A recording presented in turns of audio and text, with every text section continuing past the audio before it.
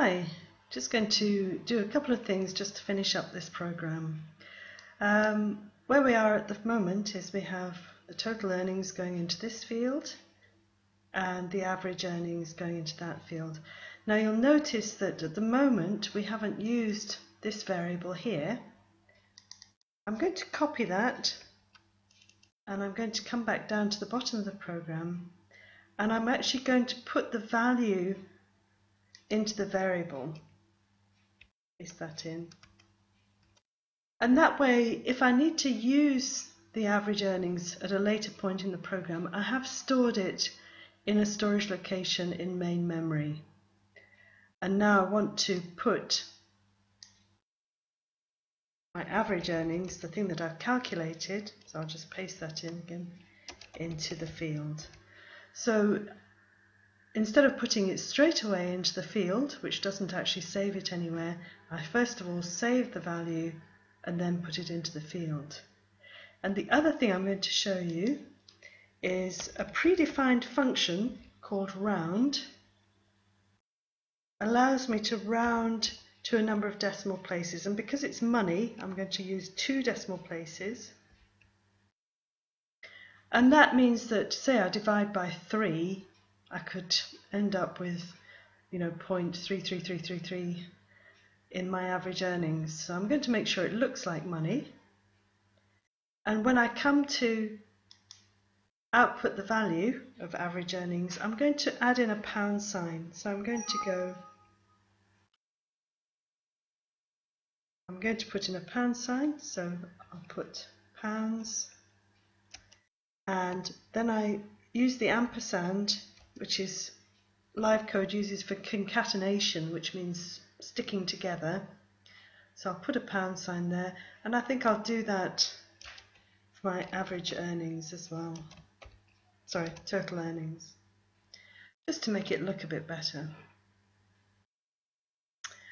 These predefined functions, there's a whole library, and if you're interested, if you look on the dictionary, you'll notice that there are hundreds and hundreds and hundreds of predefined functions and properties and commands and so on and so forth that you can use. These are reserved words that are available to you in LiveCode, just like empty and put, return, round, into. These are reserved words that make up the language of LiveCode, and you'll notice that the variables, the words that we've made up, they're always in black. So let's Control S to save the program.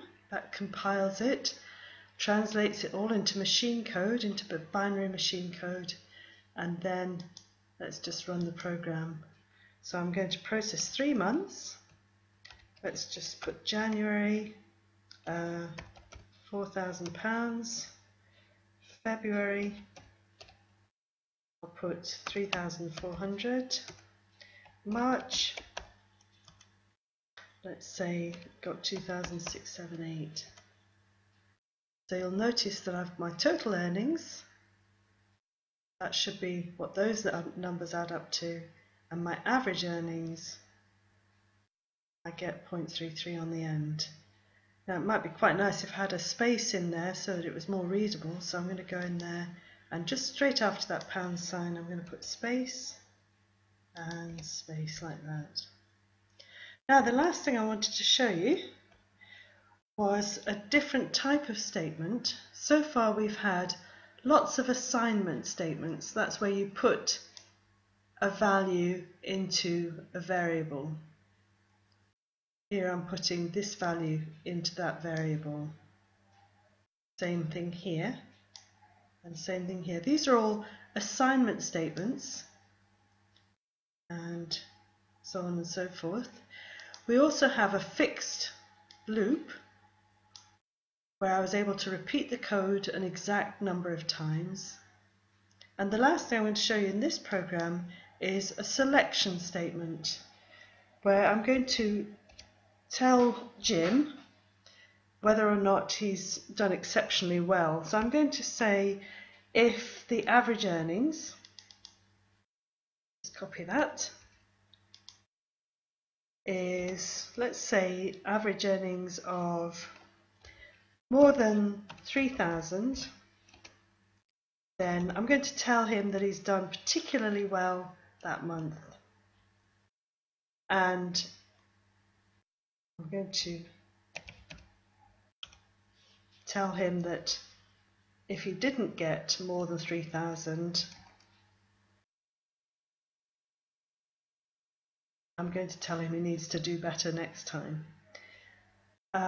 So you'll notice the structure of this if statement, the structure of the selection statement. You have the word if, and then you have a condition, the word then, and then if that was true, I'm going to put here answer. Great stuff.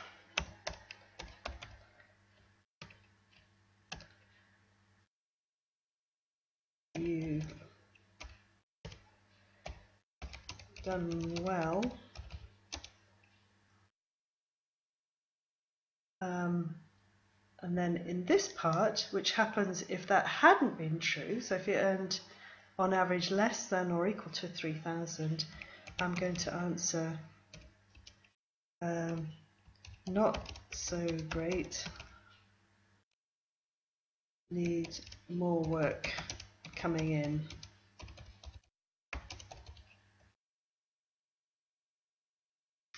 Right, so I'll do Control S, and that saves the program, compiles it, translates it into machine code, so I can now run it. So I'll enter the earnings. Let's say we'll do let's do 4 months this time, so let's just keep it nice and simple. January, let's make sure he does earn on average more than 3,000. So February, let's say we've got 3,500. March, let's go 2,900, and April, we'll make sure, so those numbers will definitely give me an average. Just see. Great stuff, you've done well. Yes, because my average earnings are more than 3,000. And we should check. Let's enter the earnings. Let's do 2 months. Let's do August, and we'll do he's on holiday, and September he only got £600 coming in, and let's just see what the average earnings are. 800 divided by 2, not so great, need more work coming in.